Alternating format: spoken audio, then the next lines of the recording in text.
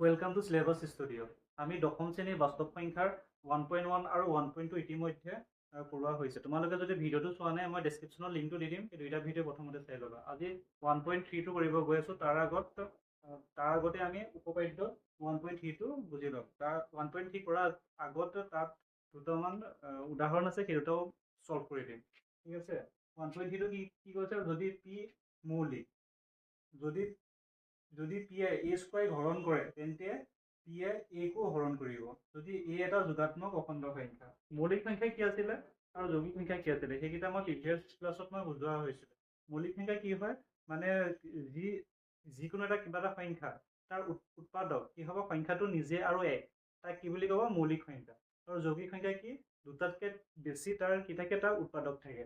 ধৰি লোৱা যেনিবা 2, 3, 5, 7, হয় নহয়, এইবোৰক আমি কিহে ভাগিব পাৰি, ইয়াক 1 আৰু 2 ভাগিব পাৰি, হয় নহয়।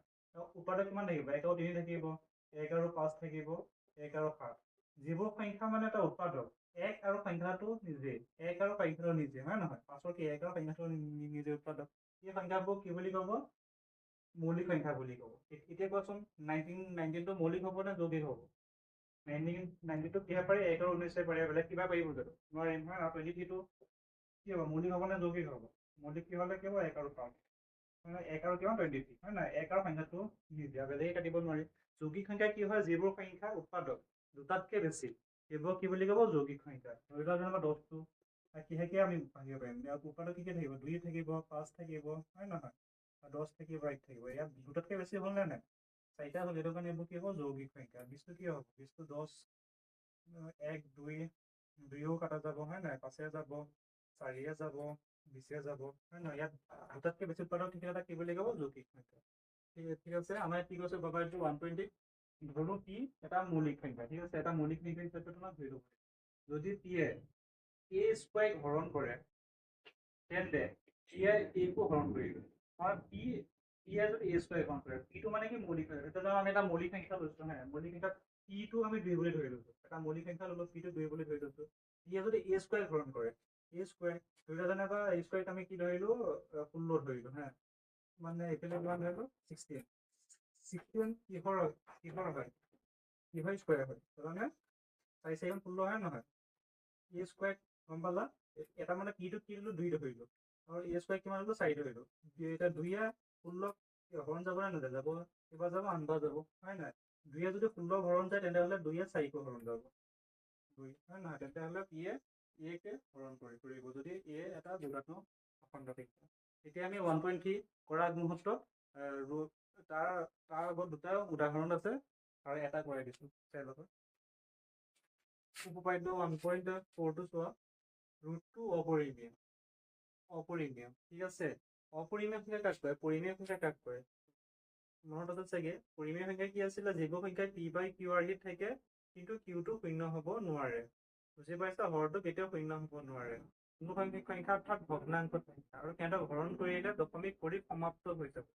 বুজি পাইছা, হৰণ কৰিলে আমাৰ শেষ হৈ যাব, কিন্তু ওলাই গৈ নাথাকে। অপৰিমেয় সংখ্যা কি আছিলে, যিবোৰ সংখ্যা পি বাই কিউ আৰ প্ৰকাশ কৰিব নোৱাৰি, আৰু কি হয়, তাক হৰণ কৰিলে সংখ্যাবোৰ ওলাই গৈ থাকিব। 3.5555 ওলাই গৈ থাকে, সেই সংখ্যাবোৰ কি বুলি কয়, অপৰিমেয় সংখ্যা বুলি কয়। পৰিমেয় সংখ্যা কি আছিলে, যিবোৰ সংখ্যা পি বাই কিউ আৰ থাকে, ভগ্নাংশ তাৰ সংখ্যাবোৰ তলতো কেতিয়াও কি হ'ব নোৱাৰে, তলতো কেতিয়াও শূন্য হ'ব নোৱাৰে, সেইবোৰ কি বুলি ক'ব, পৰিমেয় সংখ্যা। হ'ল। এতিয়া কি হৈছে, ৰুটটো এটা অপৰিমেয় সংখ্যা। আমি জানো ৰুটটো এটা অপৰিমেয় সংখ্যা, এতিয়া আমি কৰি চাম, প্ৰমাণ কৰি চাম। ইয়াক আমি বিপৰীতভাৱে কি ধৰি ললো, পৰিমেয় বুলি ধৰি ললো। হ'ল, ৰুটটো এটা পৰিমেয় সংখ্যা। পৰিমেয় সংখ্যা কি আছিলে, যিবোৰ সংখ্যা পি বাই কিউ আৰ থাকে, সেইটো কাৰণে ৰুটটো equal to A by B বুলি পাতিলো। ঠিক আছে, এ আৰু বি এটা সহগ মৌলিক, কিন্তু ইয়াৰ যোনটো হৰটো হয়, হৰটো কেতিয়াও শূন্য হ'ব নোৱাৰে। বুজিলা, আমি কি কৰিলো, এটা বোথ চাইড কি কৰিলো, বৰ্গ কৰি দিলো, ৰুটটো whole square equal to A by B whole square. Both side কি কৰিলো, আমি স্কোৱাৰ কৰিলো, বৰ্গ কৰি দিলো। হ'ল, এতিয়া ৰুটটো স্কোৱাৰ, এতিয়া স্কোৱাৰ ৰুটটো কি কৰিব, উঠাই দিব, 2 হৈ গ'ল, হয় নাই। এতিয়া কি হ'ব, এ স্কোৱাৰ বা বি স্কোৱাৰ, ব্ৰেকেটৰ ওপৰত থকাটো দুইটাৰ লগতে হ'ব। আমি ইকুৱেশ্যন নম্বৰ ইয়াত 1 দি থৈছো। এতিয়া চোৱা, ইয়াত হৰণ হৈ আছে, হয় নহয়। হৰণ হৈ থাকিলে সমান চিহ্ন যদি বিপৰীত দিশত আহে, তেন্তে হ'লে হৰণ হৈ থাকিলে কি হ'ব, পূৰণ হ'ব, পূৰণ হৈ থাকিলে হৰণ হ'ব, যোগ হৈ থাকিলে বিয়োগ হ'ব, বিয়োগ হৈ থাকিলে যোগ হ'ব। এটা হৰণ হৈ আছে, সমান্তৰালভাৱে ইফালে অহাৰ লগে লগে কি হ'ল, পূৰণ হ'ল, হয় নাই? a স্কুৱেৰ এইটো এটা কি হৈ আছে, পূৰণ হৈ আছে, পূৰণ হৈ আছে নে নাই? 2b স্কুৱেৰ হৈ আছে নে নাই? পূৰণ হৈ থাকিলে সমান্তৰালভাৱে ইফালে যোৱাৰ লগে লগে কি হ'ব, হৰণ হ'ব। আমি উপপাদ্য এটা কি গম পালো, উপপাদ্য 1.8 কি পাই আহিছিলো, যদি p যিকোনো এটা সংখ্যা p যদি a স্কুৱেৰ যদি হৰণ যায় তেনেহ'লে p এ a কো হৰণ যাব। বুজি পাইছা? ধৰি লোৱা যেনিবা 2a 4 স্কুৱেৰ যদি হৰণ যায় তেনেহ'লে 2a 4 কো যাব। বুজি পাইছা? 4 স্কুৱেৰ মানে কিমান? 16। 2 এ 16 কেইবাৰ গৈ আছে? 8 বাৰ গৈ আছে নে নাই? 2 এ 4 কো যাব, তেনেহ'লে 4 কো যাব, 2 এ 2 বাৰ যাব। এইটো ক'ত পাইছিলো আমি? উপপাদ্য 1.3 পাইছিলো। বুজি পাইছা? কি উপপাদ্য 1.3 তো ইয়াত এপ্লাই হ'ব। গম পাইছা? উপপাদ্য 1.3 এবাৰ ভালকে চাই ল'বা। তাত এইটোৱে কৈছে p এ যদি a স্কুৱেৰ যদি হৰণ যায় p a কো যাব। ডেট মিনছ কি 2 এ যদি 4 স্কুৱেৰ হৰণ যায় 16, 2 এ দেখোন 16 হৰণ গৈ আছে 8 বাৰ, তেনেহ'লে 2 এ 4 কো হৰণ যাব, 2 এ 4 কেইবাৰ যাব? 2 বাৰ যাব। বুজি পাইছা? এই 2 এ যদি a স্কুৱেৰ যদি হৰণ যায় তেনেহ'লে 2 এ a কো যাব। এইটো এইটো তুমি 2 বুলি ধৰিবা। 2 এ যদি a স্কুৱেৰ যদি হৰণ যায় তেনেহ'লে 2 এ a কো যাব। গম পাইছা? 2 এ যদি a স্কুৱেৰ হৰণ যায় তেনেহ'লে 2 এ a কো হৰণ যাব। গম পাবা? ইয়াত কি আছিল? a square by b, a square by b, সেইটো কাৰণে ইয়াত a স্কুৱেৰ বাই 2 আছিলে, হয় নাই? a স্কুৱেৰ বাই 2, ইয়াতকে আমি c বুলি ধৰি ললো। বুজি পালা এইখিনিলৈকে? যদি বুজি পোৱা নাই আকৌ 10 ছেকেণ্ড বা 30 ছেকেণ্ড আগলৈ নি পেলাই আকৌ এবাৰ চাই ল'বা। ইয়াত এটা কি হৈ আছে? হৰণ হৈ আছে। সমান্তৰালভাৱে সিফালে পঠিওৱাৰ লগে লগে কি হ'ব? পূৰণ হ'ব। 2c হৈ যাব নে নাই? বুজি পাইছা এইখিনিলৈকে? এতিয়া ইকুৱেশ্যন নম্বৰ ইয়াত কি, ইকুৱেশ্যন নম্বৰ কি আছিলে? 1। 1ত আমি কি পঢ়াম? ইয়াৰ এই মানটো পঢ়াম। 1ত কি আছিলে? 2 ইকুৱেল টু পাতিলো, ইকুৱেল টু এই মান কিমান আছিলে? 2c আছিল নে নাই? ইয়াত এই জেগাত আমি কি পাতিম? 2c পাতিম। 2c স্কুৱেৰ, হয় নহয়? বাই b স্কুৱেৰ। বুজি পাই আছা? খালি ইয়াত এই জেগাত কি পাতিছো? 2c পাতিছো। হ'ল 2। আৰু ইয়াত কি আছে? Whole square. 2 দুগুণ কিমান? 4। c ইকুৱেল টু c কি হ'ব? c square by b square. কেনেকে বুজি পাই আছা? এইফালে কি হৈ আছিলে? হৰণ হৈ আছে। সমান্তৰালভাৱে এইফালে যোৱাৰ লগে লগে কি হ'ব? পূৰণ হ'ব। 2b square equal to 4c square হ'ল 2b স্কুৱেৰ বাই 4। হ'ল এইটো কি হৈ আছিলে? পূৰণ হৈ থাকিলে কি হ'ব? এইফালে আহিলে হৰণ হ'ব, হয় নাই? c square. এতিয়া 2 এ 4 কেইবাৰ যাব? 2 এ 4 কেইবাৰ যাব? 2 বাৰ যাব। সেইটো কাৰণে 2 হ'ল। ওপৰত কিমান থাকিল? b থাকিলে। বুজি পালা? আমি ইয়াত কি লিখিলো? যে ইয়াত যোনটো a স্কুৱেৰ আছে নহয়, a স্কুৱেৰ 2 হৰণ গৈ আছে। দেখিছো a স্কুৱেৰ 2 হৰণ গৈ আছে, b স্কুৱেৰ 2 গৈ আছে। আমি ইয়াতে কি গম পালো? a আৰু b ৰ সাধাৰণ উৎপাদক কি হ'ব? 2 হ'ব। দেখিছানে? ইয়াত a স্কুৱেৰ 2 গৈ আছে, b স্কুৱেৰ 2 গৈ আছে। তেনেহ'লে আমি ইয়াৰ পৰা কি গম পালো? a আৰু b সাধাৰণ উৎপাদক কি হ'ব? 2 হ'ব। কিন্তু আমাৰ তেনেহ'লে আমি ইয়াৰ পৰা কি গম পাই গলো? যে ৰুটটো এটা পৰিমেয়। কিন্তু আমি আচলতে কি জানো? যে ৰুটটো এটা অপৰিমেয় সংখ্যা। ই কি কৰিছে? সত্যতাক বিৰোধ কৰিছে। তেন্তে হ'লে কি হ'ব? ৰুটটো এটা অপৰিমেয় সংখ্যা। বুজি পালা?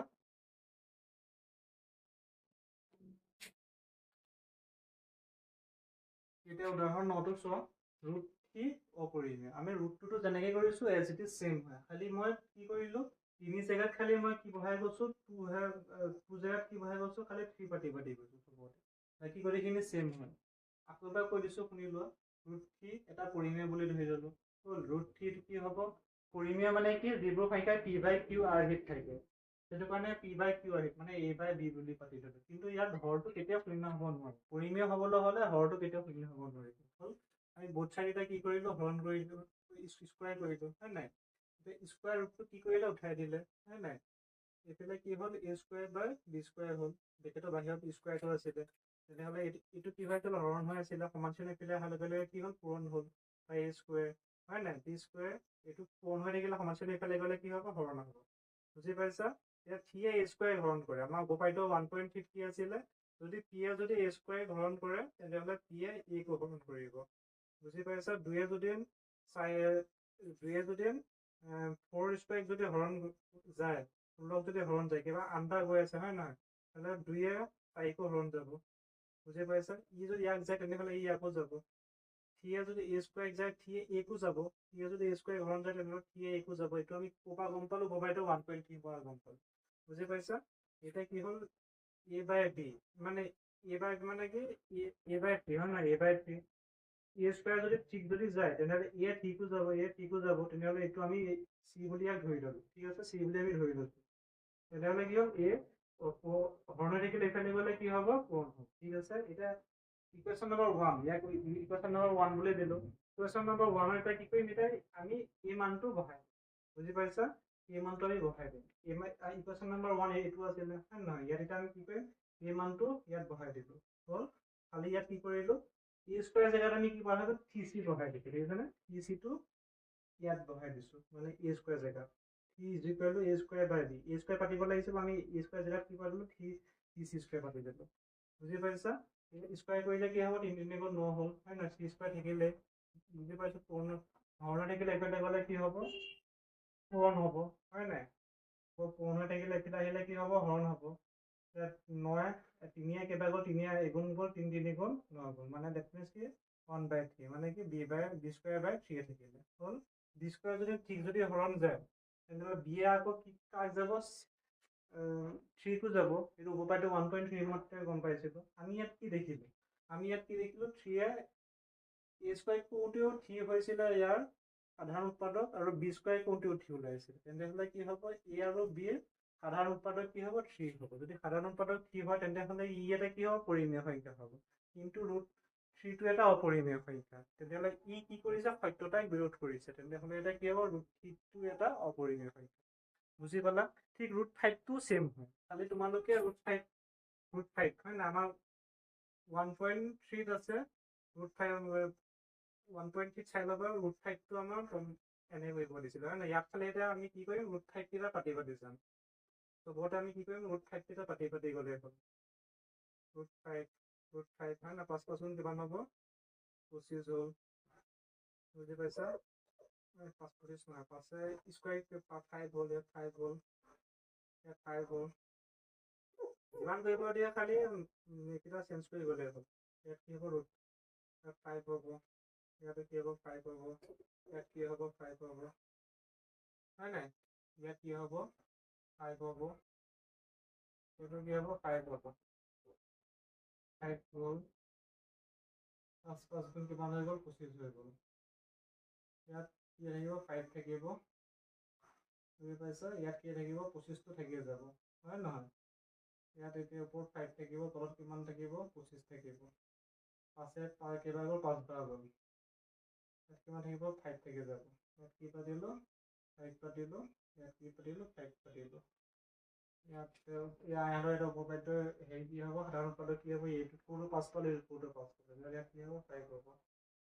ৰুট 5 টো এটা কি হৈ যাব অপৰিমেয় সংখ্যা বুজি পাইছা আমি ৰুট 3 চাবা তোমালোকৰ মেট্ৰিকত ইয়াৰ পৰা এটা কুৱেশ্যন আহিবই ৰুট 2 ৰুট 3 ৰুট 5 এইকেইটাৰ ভিতৰত প্ৰত্যেক বছৰ দেখা যায় যে 3 মাৰ্কছ এটা কুৱেশ্যন আহে ৰুট 3 ৰুট 2 ৰুট 3 ৰুট 5 এইখিনি কথাই তুমি এবাৰ ভালকে তোমালোকে এবাৰ ভালকে চাই ল'বা মানে ইয়াত খালি ৰুটটো হ'লে চবতে 2 2 বহাই দিবা 3 হ'লেও 2 2 3 বহাই দিবা 5 হ'লেও 5 5 বহাই দিবা বুজি পাইছা এটা এক্সাৰসাইজ 1.3 আমি ৰুট 5 টো অপৰিমেয় হিচাপে প্ৰমাণ কৰা হ'ল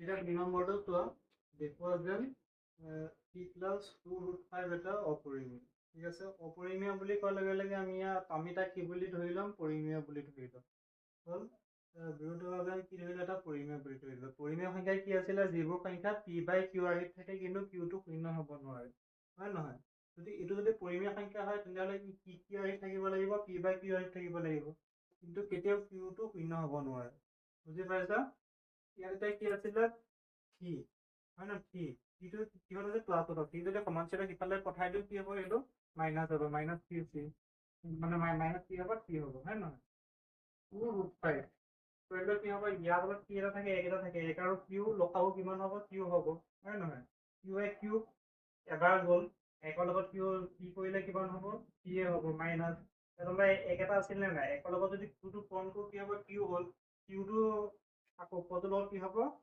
পূৰণ হ'ব আমি কি কৰোঁ প্ৰথমটোৰ লগত হৰণ কৰোঁ এনেকৈ চাই ল'বা প্ৰথমটোৰ লগত কি কৰোঁ হৰণ কৰোঁ হৰণ কৰি যোনটো সংখ্যা পাম সেইটো ওপৰটোৰ লগত কি হ'ব পূৰণ হ'ব বুজি পাইছা কিউ হৰণ কৰোঁতে এবাৰ গ'ল একটো কি লগত পূৰণ কৰোঁতে কি হৈ গ'ল কি হ'ল বুজি পাইছা ইয়াৰ লগত একেটা থাকে নে নাথাকে একৰ লগত যদি আমি যদি কিউটো যদি হৰণ কৰোঁ তেতিয়াহ'লে কিমান হ'ব কিউ হ'ব কিউটো আকৌ কিটোৰ লগত কি হ'ব পূৰণ হ'ব সেইটো কাৰণে কি হ'ল থ্ৰী কিউ হ'ল বুজি পাইছা নেক্সট ইকুৱেশ্যন এইটো কি হৈ আছিলে পূৰণ হৈ আছিলে হয় নাই পূৰণ হৈ থাকিলে সমানচিহ্ন এইফালে আহিলে কি হ'ব হৰণ হ'ল টু হয় নাই আমি এইটো এটা ৰুট ফাইভটো এটা কি হৈ আছে পি বাই কিউ আহি হৈ আছিলে নাই কি হৈ আছে পি বাই কিউ আহি কিন্তু এইটো এটা পৰিমেয় কিন্তু আমি জানো যে ৰুট ফাইভ এটা অপৰিমেয় সংখ্যা ই কি কৰিছে সত্যতাক বিৰোধ কৰিছে তেন্তে হ'লে কি হ'ব 3 + 2 ৰুট ফাইভ এটা অপৰিমেয় সংখ্যা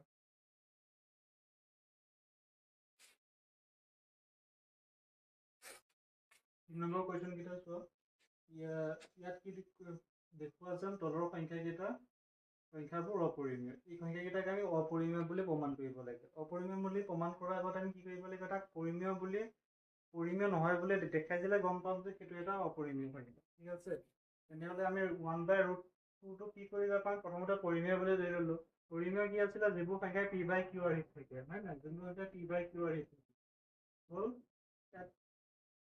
এইটো কি হৈ আছে হৰণ হৈ আছে সমানচিহ্ন ইফালে গ'লে কি হ'ব পূৰণ হ'ব ৰুটটোৰ লগত কি হ'ল পূৰণ হয় নাই পূৰণ হৈ থাকিলে সমানচিহ্ন ইফালে আহিলে কি হ'ব হৰণ হ'ব এতিয়া ৰুটটোতো কি হ'ল বি বাই এইট হৈছে মানে ৰুটটোতো কিহত আছে পি বাই কিউ আৰ্হিত আছে বা বি বাই এ আৰ্হিত আছে তেনেহ'লে ৰুটটো এটা কি হ'ব পৰিমেয় হ'ব কিন্তু আমি জানো যে ৰুটটো এটা অপৰিমেয় তেতিয়াহ'লে ই কি কৰিছে সত্যতা কি কৰিছে বিৰোধ কৰিছে তেনেহ'লে কি হ'ব এতিয়া 1/√2 এটা অপৰিমেয় হ'ব নেক্সটটো এনেকৈ কৰিলোঁ 7/7 √5 = a/b হয় না পি বাই কিউ আৰ্হিত পাতিলোঁ কিন্তু ইয়াত কিউটো কেতিয়াও বিটো কেতিয়াও কি হ'ব নোৱাৰে শূন্য হ'ব নোৱাৰে পূৰণ হৈ আছিলে এইফালে গ'লে কি হ'ল হৰণ হ'ল হয় নাই তেতিয়াহ'লে কি হ'ব √5টো a/b আৰ্হিত আছে নাই বা পি বাই কিউ আৰ্হিত আছে নে নাই তেনেহ'লে কি হ'ব √5টো এটা পৰিমেয় হ'ব লাগে কিন্তু √5টো এটা অপৰিমেয় সংখ্যা গম পাইছা ই কি কৰে সত্যতাক বিৰোধ কৰে তেন্তে হ'লে 7/5টো এটা কি হ'ব অপৰিমেয় সংখ্যা নেক্সট 3 নম্বৰটো চোৱা 6 + 1 হয় নহয় এতিয়া 6 + √2 আমি পৰিমেয় বুলি ধৰি ল'লো এইফালে যোগ হৈ থাকিলে সমানচিহ্ন ইফালে গ'লে কি হ'ব বিয়োগ হ'ব -6 হ'ল হয় না 6 ইয়াৰ তলত কি এটা থাকে একেটা থাকে 1 আৰু বি এলচিয়াম ল'লো কিমান হ'ল 6 হ'ল বি প্ৰথমতে কি কৰিলোঁ হৰণ কৰিলোঁ 1 হ'ল 1ৰ লগত এইটো পূৰণ কৰিলোঁ 6 হ'ল হয় নাই ইয়াৰ লগত কেইটা থাকে একেটা থাকে একে বিৰ লগত হৰণ কৰিলোঁ কি হ'ল বি এ থাকিলে বি এ আকৌ 6 পূৰণ কৰোঁতে কি হ'ল 6b হ'ল বুজি পালা এতিয়া √2টো a/b আৰ্হিত আছে নাই বা পি বাই কিউ আৰ্হিত আছে নে নাই তেনেহ'লে কি হ'ব লাগে √2 এটা পৰিমেয় সংখ্যা হ'ব লাগে কাৰণ ই a/b বা পি বাই কিউ আৰ্হিত আছে কিন্তু √2 এটা কি হয় অপৰিমেয় সংখ্যা বুজি পাইছা তেনেহ'লে কি হ'ব 6 + √2 এটা অপৰিমেয় সংখ্যা আজি 1.3